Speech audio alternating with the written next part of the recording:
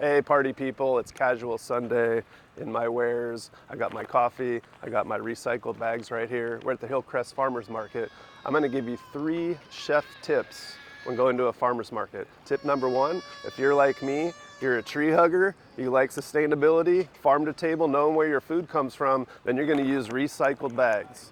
Whatever recycled bags you have, helps the farmers out, helps the artisans out. We're gonna go check out the farmer's market. Let's go. Hey, while we're at the farmer's market, there's crafters and vendors of all kinds. This is my wife's favorite, the fiery feta dip. So come out here, check it out. There's stuff that you can get for anything. We're gonna buy stuff today and make a dish for you. Okay. I'm gonna grab some stuff too. Sure, lemon tomatoes, Yep, blueberries. take those for my wife, yeah. Strawberry, You good, man? I'll do a big. Yeah. Go big or go home. You know, one of the things I always tell people is that let the product shine for itself. You know, that's always been because I was one of the original farm-to-table chefs in San Diego back in the 90s. Okay. There were a few of us, Okay. right? I mean, well, you're younger than me, so maybe you don't know. Yeah, I probably don't. I mean, There were a few. Anyway, yeah. my philosophy is, you know, let the product shine, do as little as possible, use local, promote local. Yeah, Here we when are. it's fresh and organic. You know where it's coming from. It tastes better. For sure. Tastes better. 100%. For sure. Yeah. Thanks, cool. man. Sweet. Hey, we just hit up JR Organics, local farm up in Oceanside. We got some awesome strawberries, some blueberries, some yellow squash, little green zucchini, and some chamomile so far. Snap peas, sugar snap peas, all going in the dish. Stay tuned. All right, time for tip 2. We already made it halfway through the market. Now we're walking back. Tip 2 is walk the whole market first. I know it's gonna take some time, but you walk the whole market first and then you can go back to see what's there because you don't wanna buy something and then go, oh, I wish I would have seen that. So walk the market and then go back. Hey, we got some really bitchin' mushrooms just now. We got a king oyster trumpet. We got pink oyster. I got some chestnut mushrooms, and then she also threw in a little bit of lion's mane mushroom. I'm so freaking pumped right now. Can't wait.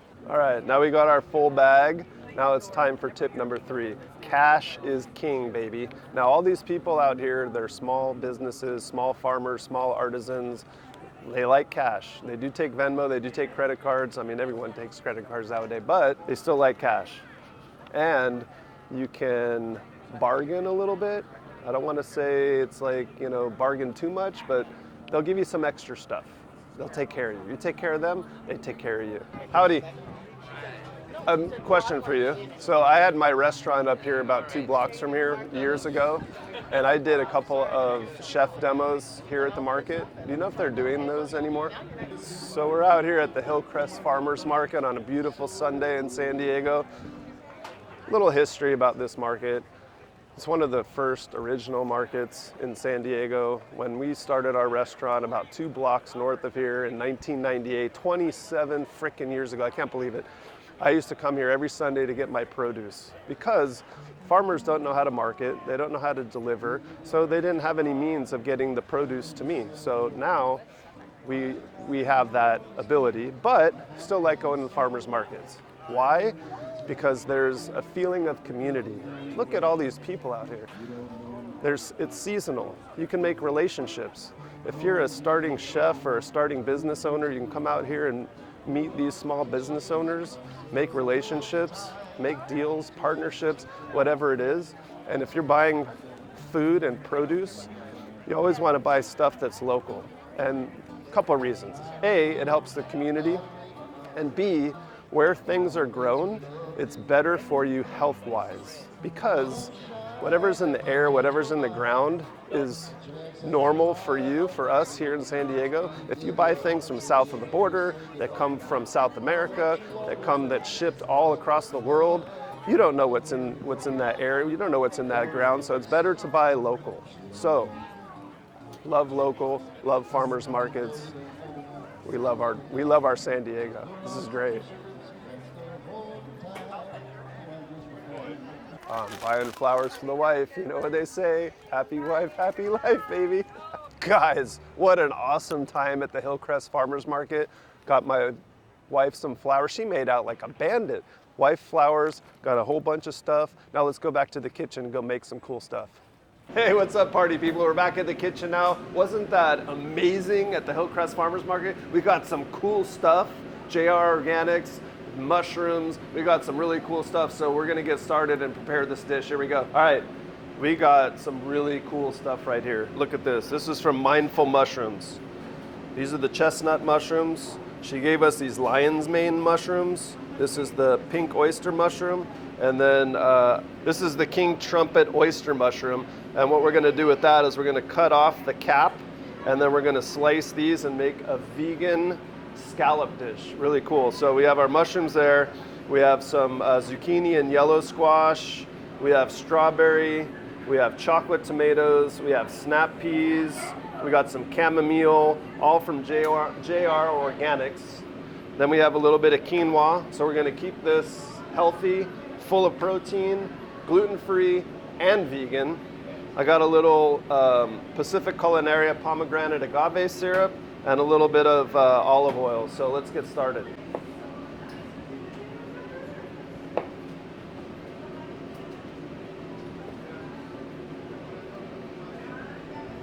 Cool, huh?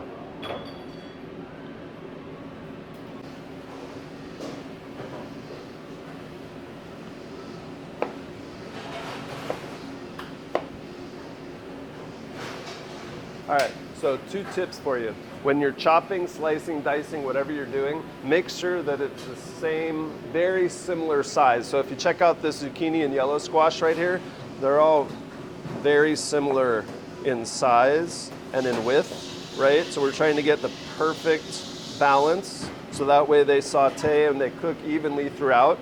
Then what we're gonna do, all these odds and ends over here, we're either gonna do 2 things. We're gonna save them for vegetable stock, or we can chop this up into smaller pieces and use it for another preparation. The cool thing is that all these ends, mushroom ends, everything that you have, onion ends, you can throw them into a plastic bag, Ziploc bag, freezer bag, throw them in the freezer, and you can bring them out later and make a vegetable stock, or use them with chicken bones or lamb bones and throw those into your stock.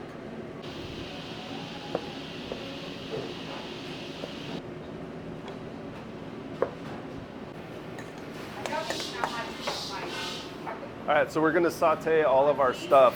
You can eat most of this stuff raw. Mushrooms, you know, you usually wanna cook mushrooms, but you can't eat some of them raw. So what we're gonna do is we're gonna lightly saute them. And everything takes a little bit different time, right? So we can use the same pan because we have a limited amount of the mushrooms. So we're gonna saute them all in the same pan. They might take a little bit different time. Plus we don't wanna get them too caramelized. So the sugars come out and it caramelizes. That's how you get that brown, definitely not black. You don't want to burn it, just nice brown. And then on these awesome snap peas and the great zucchini and squash, we definitely don't want to do that too long either. We don't want to get too much color on that. So we're going to saute our vegetables real quick. Another tip for this is do all the vegetables first. Then we can saute our scallops, sear our scallops. And while the scallops are searing, we can heat up our quinoa and lightly throw all these pre-seared vegetables into our oven. So that way we can bring up the dish all together. All right, so we have a little bit of olive oil in here. We can start to see the smoke, so it's at the smoke point. We're gonna throw some of these mushrooms in here like that. So that's our chestnut. Then we got our red oyster. And you wanna have enough oil in there because mushrooms are sponges and they're gonna take up some of that oil. We don't want them to be too dry. So we're gonna do those all at the same time. We're gonna give them a little season, a little salt and pepper. Everything needs to taste good, baby. Salt and pepper makes the world go round. All right, so we have a nice little sear there. This one's got a little sear going. You can see the caramelization right there on that. Look at that, nice caramelization on some of these shrooms. Beautiful, beautiful, beautiful. So we want to keep all these together. That one's pretty much done. These are all done. Very quick in a hot saute pan, guys. Little shimmy shimmy. Woo, baby, all done. Same pan, it's already seasoned. We have a little bit more oil in there, still hot. We're gonna throw in, based on what you're cooking, you wanna throw in at different times, right? So the skin of the snap peas, that's gonna burn, that's gonna get too crispy on us. So we're gonna throw in the squash and the zucchini first and give that a little shimmy. And see, it's already seasoned in there from the mushrooms, so we really don't have to season those anymore. And we want to get those, again, you can eat all these vegetables raw. So when you pick up this awesome produce from the farmer's market, why do you want to screw it all up? We just want to give it a little enhanced flavor with some salt, pepper, a little extra virgin olive oil, let it do its thing. So we're just going to give it just a little shaky, right? Now we'll add our snap peas in there.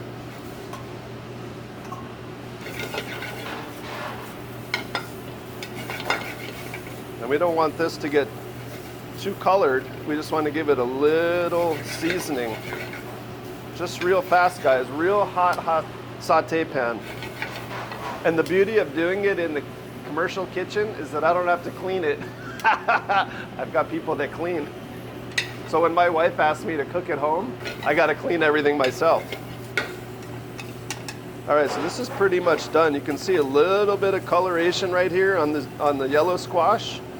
That's about what we want. So we're going to take that off, throw that into a bowl so it stops cooking. All right, the mushrooms go in. Smoking hot pan. And I'm gonna flip these real fast because they have oil on the other side, so I can season these bad boys. Now you can see they're already caramelizing. So I want to season these a little bit. Little salt and pepper.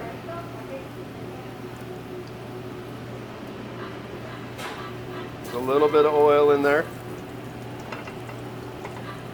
And just let it sear and do its thing. It'll caramelize. All vegetables have 99% water and a little bit of sugar, so those sugars come out with the heat and they caramelize, and that's how you get the brown. So if you come over here and look, without flipping them, you can see the bottom of this one is getting a little coloration.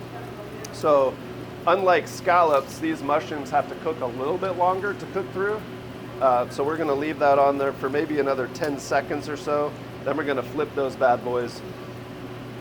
And you'll see how awesome these things look. Then we're gonna plate it up. Some fresh chamomile from the farmer's market. Nice little trick. I'm sure you see this stuff all the time. Throw in the chamomile, give a little basty on these guys. So that's gonna flavor our oil. So now we have a little bit of chamomile flavor in there. Oh my God, this smells so freaking good. It's a good little vegan dish.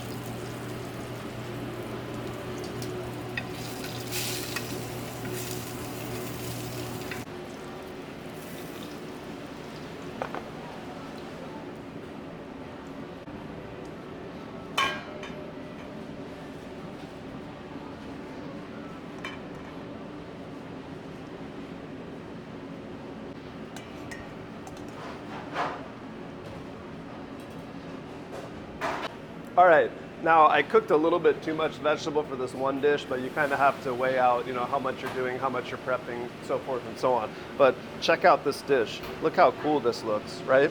So we got the lion's mane, here are the scallops, 3 scallops. So this is a restaurant style plate up. We have our mushrooms in the center, some yellow squash, some snap peas. And then what I did is I took the chocolate tomatoes, I diced up the strawberries. Again, you can see the strawberry and the tomato are relatively the same dice.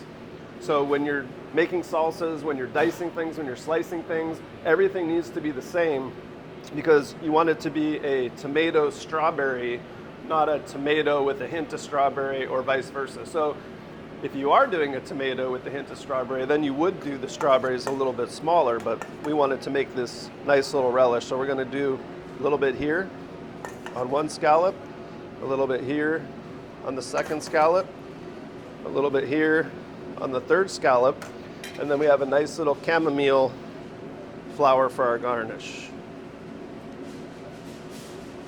How freaking awesome is that? All right, party people, final dish from the farm to your table. Now, if you notice, I used all of the vegetables and very minimal sauce, right? So the chamomile had a little bitterness to it, so we sweetened it out with that pomegranate agave syrup, just a hint, brought out that chocolate tomato and the strawberry, but it's not very salty. It really, my style is just let the vegetables, let the product sing for itself, and you'll enjoy it. This is so good, so fresh, just from the farm. It's still crispy. You can probably hear it.